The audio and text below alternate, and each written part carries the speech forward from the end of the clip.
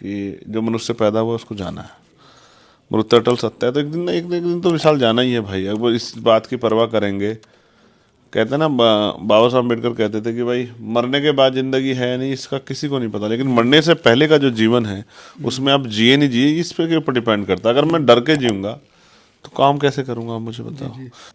ठीक है, जब जिस मौत आएगी उसका मुस्कुरा के सामना करेंगे। डरने वाले लोग थोड़ा ही हैं यार, एक ही तो जीवन है, इसमें डरेंगे थोड़ा ही भाई।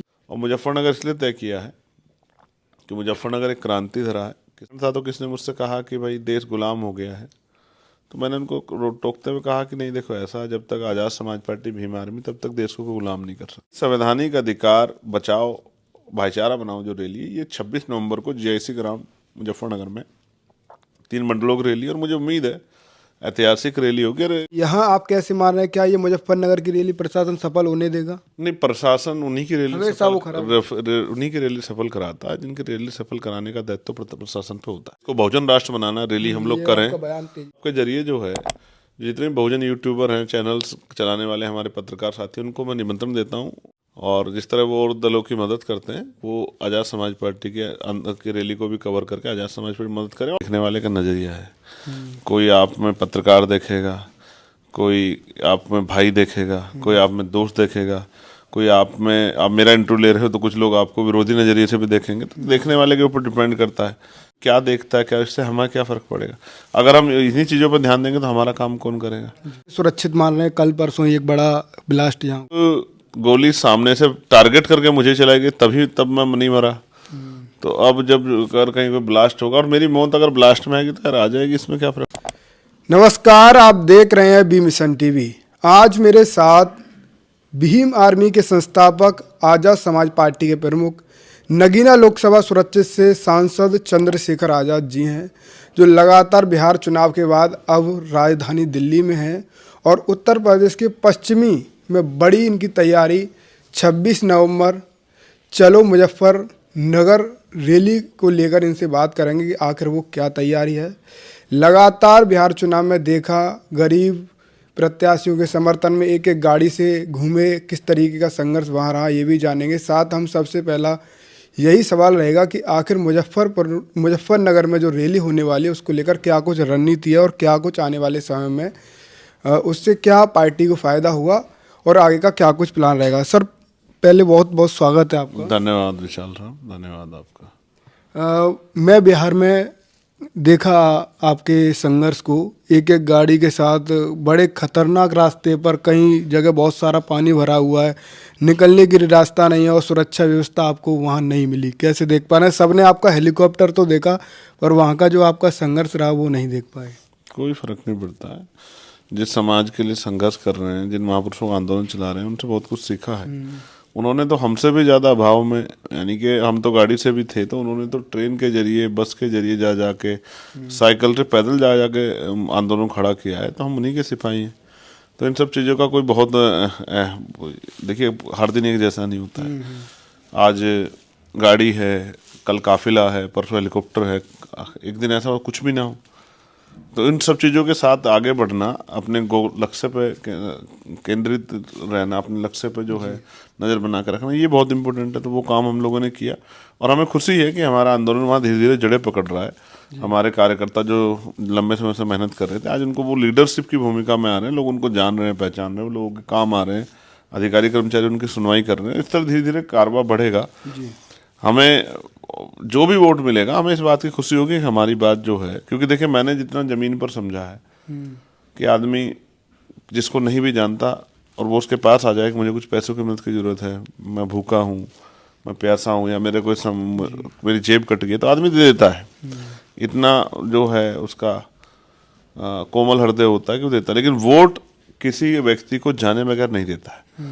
जब तक उसको जान के, पहचान के, समझ के, और अपने मन में, कमज़ोर वर्ग तो और बड़े पैमाने में, जब तक वो अपने मन में भावना पैदा कर लें कि जिसको मैं वोट दे रहा हूँ ये मेरा आदमी है, ये इसको वोट देने से मेरा ही फायदा होगा, तब तक वोट नहीं देता है। तो जो वो लोग इतना प्यार दिया बिहार के लोगों ने, तो मैं तो दोनों हाथ जोड़ के जो है उनको धन्यवाद करता हूँ और मैं दिल से आभारी हूँ कि उन्होंने इतना सम्मान प्यार दिया। और वोट के रूप में जो आशीर्वाद दोगे, उस कर्ज को हम लोग आगे भविष्य में, उससे हमारी हिम्मत बढ़ेगी, हमारे आंदोलन में शक्ति पैदा होगी और हम लोग उसको और मजबूती से वहाँ आगे काम करेंगे भविष्य में। आपके विरोधी आपका जो जलवा रहता है, कल मतलब आखिरी दिन आपने एक हेलीकॉप्टर से 3-4 सवाएं कर दी, वो सभी दिखाई लोगों को देती हैं, पर जो एक कार द्वारा आपने संघर्ष किया वो ठीक है, देखो देखने वाले का नज़रिया है। कोई आप में पत्रकार देखेगा, कोई आप में भाई देखेगा, कोई आप में दोस्त देखेगा, कोई आप मेरा इंटरव्यू ले रहे हो तो कुछ लोग आपको विरोधी नज़रिए से भी देखेंगे। तो देखने वाले के ऊपर डिपेंड करता है। तो मैं और हमारे साथी अपना काम कर रहे हैं। कोई क्या देखता है, क्या इससे हमें क्या फ़र्क पड़ेगा? अगर हम इन्हीं चीज़ों पर ध्यान देंगे तो हमारा काम कौन करेगा? आज तो इस देश में ना रोटी कपड़ा मकान अभी तक सही तरह से इज्जत से मिल पाया है, ऊपर से जो नौकरियां थी वो खत्म हो गई, निजीकरण हो रहा है, जमीनें नहीं है, रोजगार नहीं है, महंगाई ने कमर तोड़ दी है, अब स्कूल अच्छी शिक्षा नहीं मिल रही है, अच्छी चिकित्सा नहीं मिल रही, कुछ भी तो नहीं है। पढ़ा लिखा नौजवान बेरोजगार घूम रहा है, कोई ना पूछने वाला है ना कोई कहने वाला है। तो ऐसी स्थिति में तो ज़्यादा काम करने की जरूरत है, और ज़्यादा काम करेंगे तो इन बेकार की चीज़ों से ध्यान हटाना पड़ेगा। कौन क्या कह रहा है, कौन क्या बोल रहा है, कौन क्या लिख रहा है, इन पर ध्यान देंगे तो अपना काम नहीं कर पाएंगे।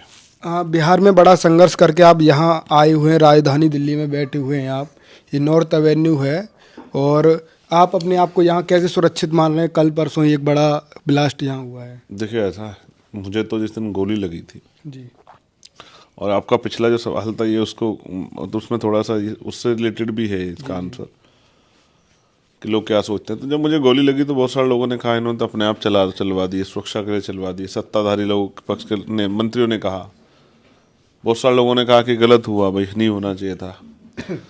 एक दल ऐसा था जिसने चुप्पी थाम के रखी, उनके लोग मेरा मजाक ही उड़ाते रहे कि भाई तो जो है गोली इन्होंने खुद चलवा ली, वो भी सत्ताधारी दल की भाषा ही बोल रहा था। और बहुत बड़े पैमाने पर तमाम तरह की चीज़ें हुई। लेकिन मैंने अब सत्य कहते हैं ना, हाथ कंगन को आरसी किया और पढ़े को फारसी। सत्य ये था कि उन्होंने मेरी जान लेने की कोशिश की, और ये बात पुलिस ने अपनी रिपोर्ट में भी कही जब गिरफ्तारी हुई। लेकिन महापुरुषों के आशीर्वाद से, माँ बहनों के आशीर्वाद, बड़े बुजुर्गों के, भाइयों के प्यार से मैं बच गया। तो जब गोली सामने से टारगेट करके मुझे चलाई गई तब मैं नहीं मरा।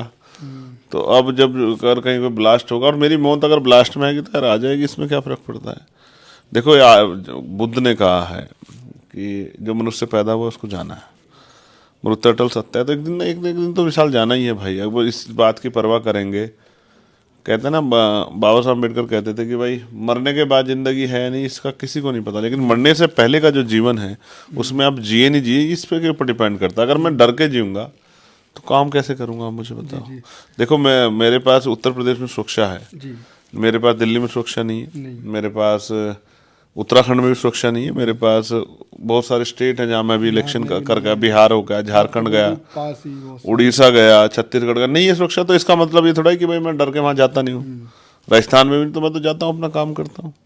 ठीक है, जब जिस मौत आएगी उसका मुस्कुरा के सामना करेंगे। डरने वाले लोग थोड़ा ही हैं यार, एक ही तो जीवन है, इसमें डरेंगे थोड़ा ही भाई। ये जो ब्लास्ट आप राजधानी दिल्ली में देख पा रहे हैं, क्या लग रहा है कि सुरक्षित हाथों में है इस बार? नहीं, बिल्कुल नहीं, ये फेलियर है। ये जो है फेलियर है, क्योंकि केंद्र सरकार के तमाम नेता, इवन उसमें इंक्लूड होम मिनिस्टर भी, वो उनका पूरा फोकस चुनाव पर रहता है, और उस वजह से दिल्ली देश की राजधानी में इतनी बड़ी घटना घट जा रही है। इसका जवाब देना चाहिए, उनको सामने आके जवाब देना चाहिए, इसकी जवाबदेही सुनिश्चित होनी चाहिए। और ये बड़ा डरावना है कि आप कहते थे, और मैंने तो कुछ वीडियो सुने, कुछ लोग कह रहे थे सरकार के फेवर में कि अब बम ब्लास्ट नहीं होता, अब ये नहीं होता, वो नहीं होता। अचानक से धमाका हो गया, इतने लोगों की जान चली गई, सरकार की जवाबदेही है। समय मिल रहा है गुरुग्राम में। देखो मैं इस बारे में तो नहीं कह सकता क्या मिला है, क्योंकि मेरे पास उसकी कोई फैक्ट तो नहीं है। लेकिन देखो मैं फिर कहूँगा, बाबा साहब अम्बेडकर ने कहा था प्रथम अंत्य भारतीय है यार। देश की सुरक्षा से किसी भी तरह का खिलवाड़ किसी भी कीमत पर उसको स्वीकार नहीं किया जा सकता। इस मामले में सरकार को कठोर से कठोर एक्शन लेने चाहिए, और वो अपराधी किसी जाति के हो, किसी धर्म के हो, किसी स्टेट से जुड़े हो, किसी देश से जुड़े हो, इतनी कठोर कार्रवाई करनी चाहिए कि उनकी अगली कई पीढ़ियां कांप जाएं इस तरह के अपराध करने से पहले। इस पर कोई बचाव नहीं हो सकता, इस पर कोई चर्चा नहीं हो सकती, इस पर सीधी सख्त कार्रवाई होनी चाहिए। लेकिन इसको लिपापोती ना हो या किसी के ऊपर इसको मनने के प्रयास करें, इसकी फेयर इन्वेस्टिगेशन करा के उस पर कठोर कार्रवाई करें। इस मामले में हम लोग स्पष्ट हैं। अभी मैं पश्चिम की बहुत सारी सीटों से होकर आ रहा हूँ, और बहुत सारी वॉल पेंटिंग में देख पा रहा हूँ कि 26 नवंबर चलो मुजफ्फरनगर, महारैली, संविधान बचाओ रैली।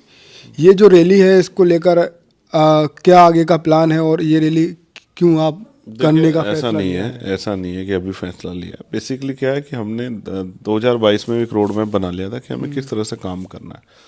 उसी रोड मैप के रिगार्डिंग हमने 2025 में, इवन 2024 लास्ट से हम लोगों ने ये तय कर लिया था कि हमें प्रबुद्धजन सम्मेलन करना है, जो 18 के 18 मंडलों में हुए। हो गए वो आपके। फिर हमने मुस्लिम संवाद किया, मुस्लिम समस्या और समाधान कार्यक्रम। फिर हमने पिछड़ा वर्ग संवाद 9 अक्टूबर का रख दिया। उस दिन जो है हमारी एक दूसरी पार्टी ने रैली रख दी, तो हमने अपने को पीछे बैक वो कर भी लिया। आपका सम्मेलन था, उससे गलत तरीके हाँ, से। तो हमने वो बैक कर लिया। वो हमारा सम्मेलन क्योंकि वो चला ही आ रहा है, मुस्लिम संवाद उसमें हुआ। ये कहा जा रहा था कि आप डर गए और बहुत सारी नहीं चीजें। नहीं, ठीक है।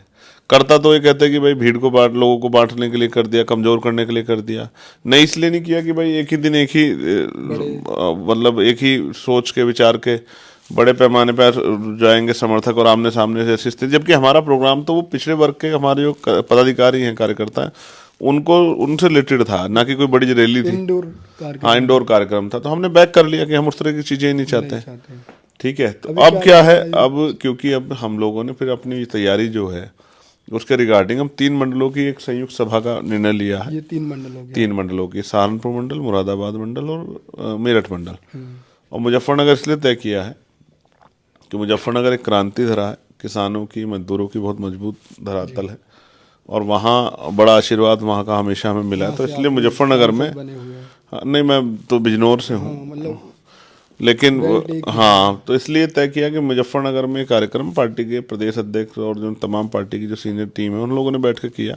और फिर उन्होंने मुझसे भी कहा कि सब देखिए, जिस तरह का आज माहौल बन गया है और संविधान पे जिस तरह खतरा मंडरा रहा है, तो जो संवैधानिक अधिकार उनको कुचला जा रहा है, तो संवैधानिक अधिकार बचाओ, भाईचारा बनाओ। इसलिए ये रैली जो है संविधान विरोधियों को आंख दिखाने के लिए, उनको बताने के लिए कि जब तक हम लोग हैं तब तक संविधान की तरफ कोई आंख नहीं उठा सकता, और जो संवैधानिक अधिकार है उनको हम लोग छीनने नहीं देंगे। कल ही मैं झारखंड था, तो किसने मुझसे कहा कि भाई देश गुलाम हो गया है, तो मैंने उनको टोकते हुए कहा कि नहीं, देखो ऐसा, जब तक आज़ाद समाज पार्टी, भीम आर्मी, तब तक देश को कोई गुलाम नहीं कर सकता है। ये गलतफहमी किसी को नहीं होनी चाहिए। देश हमारा है और हम अपने देश के साथ खड़े हैं। तो ये संवैधानिक अधिकार बचाओ, भाईचारा बनाओ जो रैली है, ये 26 नवंबर को GIC ग्राउंड मुजफ्फरनगर में 3 मंडलों की रैली, और मुझे उम्मीद है ऐतिहासिक रैली होगी। और जो राजनीतिक शक्ति आज़ाद समाज पार्टी ने बनाई, भीम आर्मी की ने बनाई है, वो उसका प्रदर्शन भी जो है वो पूरे प्रदेश को, देश को देखने को मिलेगा। नहीं, इस पे मैं एक सवाल है आपका, जैसे कि आपने कहा कि 3 मंडलों की ये रैली है, आपके समर्थक, जैसे कि आप अभी मथुरा आने का ऐलान कर देते तो समर्थक तो आपके सहारनपुर तक के आ जाते हैं, तो और भी लखनऊ, राजधानी, बहुत सारी जगह से समर्थक आएंगे। तो नहीं, उनको समझाया गया कि उन्हीं के मंडलों में भी भविष्य में इस तरह की रैलियां होंगी, तो वो अपने अपने यहाँ तैयारियां करें। बहुत सारे संसाधन की। हाँ, तो इसलिए जो है ना, जो तैयारी है वो इन्हीं 3 मंडलों की है। बाकी इक्का दुक्का जो लोग आ जाएंगे उनको भी समझाया गया कि वो अपने यहाँ तैयारी करें। बेसिकली कैडर कार्यक्रम चल रहे हैं, अभी लखनऊ मंडल के कैडर कार्यक्रम चल रहे हैं। 7वां कैडर है जी। आप और हम यहाँ बैठे हैं, वो बंद कमरों के कैडर चल रहे हैं। पार्टी काम तेजी से आगे बढ़ रहा है, और पार्टी के जो वर्कर हैं, उनको जो जो लीडर्स हैं, उनको तैयार किया गया है त्रिस्तरीय पंचायत चुनाव में आज़ाद समाज पार्टी के प्रदर्शन को सराहनीय बनाने का, ऐतिहासिक बनाने के लिए। तो अभी और रैलियाँ होंगी, बड़ी बड़ी रैलियाँ होंगी, आपको देख के अच्छा लगेगा, और वहाँ बाकी कार्यकर्ताओं को मौका देगा अन्य रैलियों में जो है अपने मंडल में जब उनकी होगी उस तरह से अपनी ताकत बनाने दिखाने का। तो अभी ये जो इसी मंडल की, इसी 3 मंडलों की रैली है इस जोन की, और अच्छी रैलियाँ होंगी। मुझे उम्मीद है कि रैली जो है 26 तारीख को महापुरुषों का आशीर्वाद रहा, तो क्योंकि संविधान दिवस के रूप में जो है ये बताने के लिए संविधान विरोधियों की हम लोग हैं, तो बहुत बड़े पैमाने पर माताएं, बहनें, बड़े बुजुर्ग, नौजवान साथी आशीर्वाद प्यार देने के लिए आएंगे, मुझे ऐसा विश्वास है। आने वाले चुनावों को लेकर भी क्या इस रैली से कोई संदेह, क्योंकि पॉलिटिक्स ठीक है, वो तो होता ही है कि भाई चुनावी तैयारियां तो चली रही हैं, लेकिन रैली इसलिए भी आवश्यकता है करने की, समय समय पे अपने जो लोग हैं उनका मनोबल बढ़ाने के लिए और अपनी बात को दूर तक पहुंचाने के लिए। रैली के माध्यम से कुछ नए बिंदु हैं जिन पे आज प्रदेश में चर्चा होनी चाहिए, और हमने लक्ष्य अपने मन में ठान लिया कि उत्तर प्रदेश में 2027 के अंदर आज़ाद समाज पार्टी की सरकार बनानी है। ये बात हमने अपने मन में धारण कर ली है। इसी को आधार बना के हम लोग 2022 से काम कर रहे हैं, और उम्मीद है इसका एक प्रदर्शन हम लोग लोकसभा में दिखा चुके हैं। 2 सीटों पर लड़के, एक जगह हम लोग 84,000 वोट लेके तीसरे नंबर की पार्टी हम लोग बने, और दूसरी जगह हम लोग जीते, फर्स्ट नंबर की पार्टी बने। तो ये हम अपना यहाँ से और नेपाल बॉर्डर तक का हम दिखा भी चुके हैं। अब उसका जो जमीनी वो है, एक और जो उसका रिजल्ट्स और एक उसका जो है शक्ति का जो प्रदर्शन है, वो त्रिस्तरीय पंचायत चुनाव में आज़ाद समाज पार्टी दिखाएगी। और समय समय प्रभुजन सम्मेलन बड़े शानदार हुए।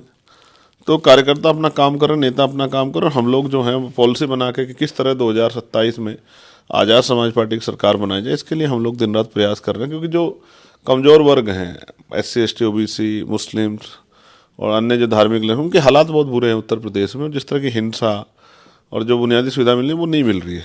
हम लोगों ने तय किया कि हम लोग करेंगे, हम पे विजन है, हम पे जो है आज के हालातों को देखते हमारे मन में पीड़ाएं हैं, और महापुरुषों का संघर्ष हम लोग याद करते हैं कि वो हमें कहाँ से कहाँ लेकर गए थे और हम कहाँ से कहाँ गए हैं। एक समय था आंदोलन इतना मजबूत हुआ पूरे देश में, और आज आंदोलन क्या स्थिति है। तो इसलिए पुनः दूसरे आंदोलन को तैयार, क्योंकि जो लक्ष्य निर्धारित हुए थे महापुरुषों के द्वारा वो तो पूरे नहीं हुए, उनके सपने पूरे नहीं हुए। तो उनकी पीढ़ियों को चाहिए कि उनके सपने पूरे करने के लिए काम करें। खाली चुनाव थोड़ा ही लड़ना है, चुनाव तो होती ही है, चुनाव तो आती हैं, लोकसभा का चला गया, विधानसभा का आ जाएगा, जिला पंचायत का, फिर तीसरे पंचायत चुनाव आ जाएगा, फिर जो है लोकल बॉडी इलेक्शन आ जाएगा, मतलब जो शहरी क्षेत्रों के होते हैं। तो चुनाव तो चलते रहेंगे, लेकिन आंदोलन, उस विचार को, बाबा साहब अम्बेडकर, फूले साहू का विचार जो है, अर्जक का विचार कहाँ कहाँ तक गया, घर घर तक, ये बहुत इंपॉर्टेंट है। इसलिए पार्टी कैडर कार्यक्रम कर रही है और अपना भाईचारा को मजबूत कर रही है, भाईचारा सम्मेलन कर रही है। किसान मोर्चा और तमाम जो है हमारी यूथ विंग, तमाम संगठन को मजबूत कर रही है। इस तरह आज़ाद समाज पार्टी 13 संगठनों का एक अपना संयुक्त कार्यक्रम बनाया है, मेन बॉडी के साथ 12 अन्य अतिरिक्त संगठन जो हैं, जिसमें किसान मोर्चा है, महिला मोर्चा है, व्यापारी मोर्चा है, अधिवक्ता मोर्चा है और स्टूडेंट फेडरेशन है। इस तरह से पूरा एक स्ट्रक्चर बनाया, उसके जरिए आज़ाद समाज पार्टी उत्तर प्रदेश में बड़े बड़े लोग चुनौती देकर और आज़ाद समाज पार्टी प्रदेश की बड़ी पार्टी बनने के लिए अपने लक्ष्य को निर्धारित करके संघर्ष कर रही है। जी, मैं मतलब आप बहुत अच्छा संघर्ष करते हैं, आपकी पार्टी के वर्कर बहुत ज़्यादा अच्छी तैयारी कर लेते हैं। अभी देखिए लखनऊ में आपने शायद 10 मार्च या 10 अप्रैल में कोई कार्यक्रम फिक्स किया था किसी स्थान पर, और उसे पूरा ख़राब कर दिया गया। आपको वह चंदौली बॉर्डर पर रोक लिया गया, और यहाँ आपके सभी कार्यकर्ताओं को, बसों को रोक लिया गया। जो झंडे छुपा के पहुँचे वो पहुँच गए लखनऊ, जिनके झंडे दिख रहे थे उनको रोक लिया गया। और यहाँ आप कैसे मान रहे हैं, क्या ये मुजफ्फरनगर की रैली प्रशासन सफल होने देगा? नहीं, प्रशासन उन्हीं की रैली सफल कराता है, जिनकी रैली सफल कराने का दायित्व प्रशासन पे होता है। हमारी रैली सफल कराने का दायित्व प्रशासन पे नहीं है। प्रशासन सरकार का होता है, और सरकार जिनकी होती है उन्हीं की रैली वो सफल कराता है। हमारी रैली खराब करने के लिए हमारे अंदर प्रशासन बड़ा प्रयास किया है, लेकिन यहाँ इसलिए नहीं कर सकता क्योंकि यहाँ हमारी पैनी निगाहें, हमारी लीडरशिप हर चीज़ की जांच कर रही है, और हम सारे जो भी फॉर्मेलिटी है उनको पूरा करके चल रहे हैं। राजनीतिक दल अपनी रैली कर सकता है, सामाजिक संगठन की रैली की परमिशन वगैरह आप डिस्टर्ब कर सकते हैं, लेकिन राजनीतिक दल की नहीं कर सकते हैं। अगर ऐसा करेंगे तो फिर उसके खिलाफ भी, यहाँ तो देश विरोधी रैलियाँ हो रही हैं, देश विरोधी यात्रा चल रही है।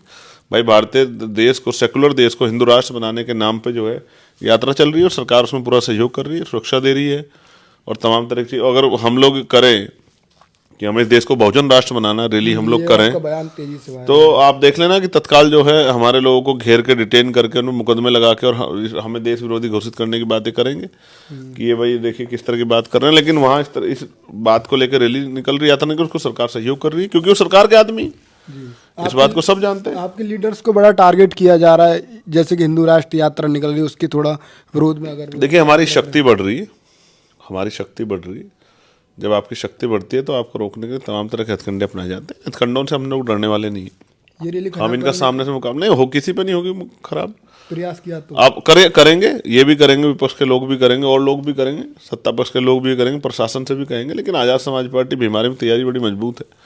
मैं आपको निमंत्रण देता हूँ, आपके जरिए जो है जितने बहुजन यूट्यूबर हैं, चैनल्स चलाने वाले हमारे पत्रकार साथी, उनको मैं निमंत्रण देता हूँ, जितने भी जो हमारे पॉडकास्ट करने वाले साथी, कि वो आएँ और जिस तरह वो और दलों की मदद करते हैं, वो आज़ाद समाज पार्टी के अंदर की रैली को भी कवर करके आज़ाद समाज पार्टी मदद करें और अपने सवाल भी रखें वहाँ जनता के बीच में। तो आपको सबको एहसास होगा कि आज़ाद समाज पार्टी ने अपनी राजनीतिक जमीन मजबूत की, और वो पहला विकल्प जो है गरीब, किसान, कमजोर, मजदूरों का, बहुजन समाज का पहला विकल्प बन चुकी है पश्चिम उत्तर प्रदेश में। बड़ी मुश्किल से आप अपनी पार्टी को चलाने के लिए फंड एकत्रित कर पाते हैं समाज के लोगों से, और बड़ा कार्यक्रम खराब कर दिया जाता है। आपको दुख नहीं होता इस चीज़ का?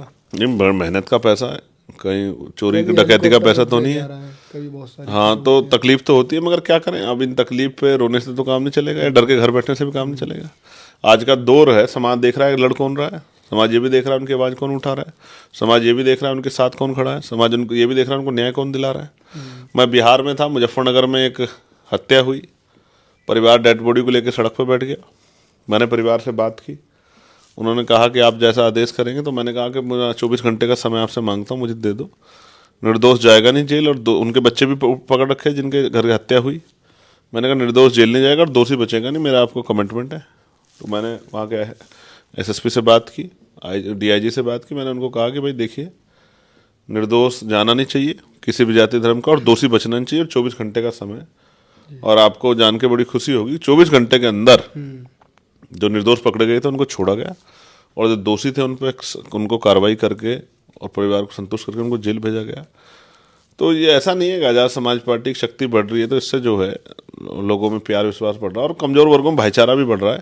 आज जो है जिस तरह से कमज़ोर वर्ग के लोग, अभी गुर्जर समाज के लोगों ने सम्मान समारोह किया, तो वो सम्मान समारोह और पूरे जो पश्चिम उत्तर प्रदेश के जितने जिले, सभी जिलों से वहाँ बहुत जिम्मेदार लोग आए हुए थे। इनके पीछे हज़ारों लोग हैं, और उनके उससे जो है और हमारे मनोबल शक्ति बढ़ी है। इस तरह से मैं समझता हूँ बहुजन समाज सभी जातियों को हम लोग इकट्ठा करके, और जिसकी इतनी संख्या है उसकी इतनी हिस्सेदारी, इस फॉर्मूले को लागू कराकर और भाईचारा बना के हम लोग जो है आज़ाद समाज पार्टी को ताकतवर शक्तिशाली बनाएंगे, और उसके जरिए अच्छे स्कूल कॉलेज और तमाम जो पॉलिसियाँ महापुरुषों की स्वाभिमान सम्मान के उनको लागू कराने का काम करें। उस रैली को लेकर मेरा यही आखिरी सवाल है, आपकी क्या विशेष अपील रहेगी खासकर 3 मंडलों के? नहीं, मैं कार्यकर्ताओं से, नेताओं से कहूँगा कि वो जी जान लगा के लगें और बढ़िया रैली सफल कराएं, और विरोधियों को जो है, जो राजनीतिक विरोधी भारतीय जनता पार्टी और तमाम जो वो दल हैं जो आज़ाद समाज पार्टी और कमज़ोर वर्गों के खिलाफ है, उनको अपनी राजनीतिक शक्ति दिखाएं। देखिए होता क्या है, रैली जब होती है तो उसमें कार्यकर्ताओं नेताओं पे जिम्मेदारी बढ़ जाती है, क्योंकि जब तक हम कोई चीज़ बंद कमरे में करते हैं, घर के अंदर करते हैं, तब तक उसका कोई उस तरह का मैसेज जो है वो नहीं जाता है। लेकिन जब हम कोई रैली या शक्ति प्रदर्शन करते हैं तो उसका मैसेज बहुत दूर तक जाता है। तो आज ये कार्यकर्ताओं की जिम्मेदारी है, सहारनपुर मंडल, मेरठ मंडल, मुरादाबाद मंडल जो हैं, जो तीनों मंडल हैं, और फिर जिले के तौर पे शामली, मुजफ्फरनगर, सहारनपुर, बागपत, मेरठ, हापुड़, बुलंदशहर, और उधर बिजनौर, संभल, मुरादाबाद, अमरोहा, ये उनकी जिम्मेदारी है।